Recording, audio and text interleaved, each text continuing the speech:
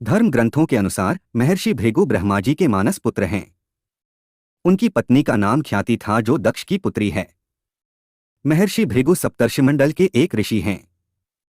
सावन और भाद्रपद में वे भगवान सूर्य के रथ पर सवार रहते हैं।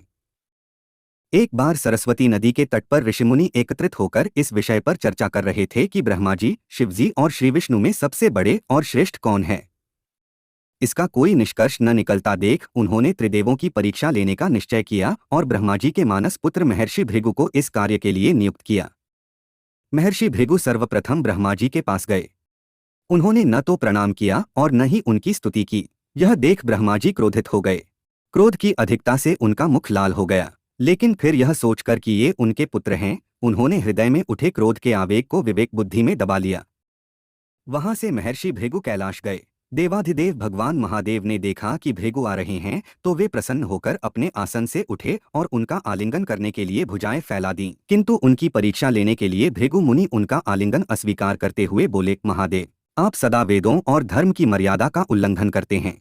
दुष्टों और पापियों को आप जो वरदान देते हैं, उनसे सृष्टि पर भयंकर संकट आ जाता है, इसलिए मैं आपका आलिंगन कदापि नहीं करूंगा। उनकी बात सुनकर भगवान शिव क्रोध से तिलमिला उठे।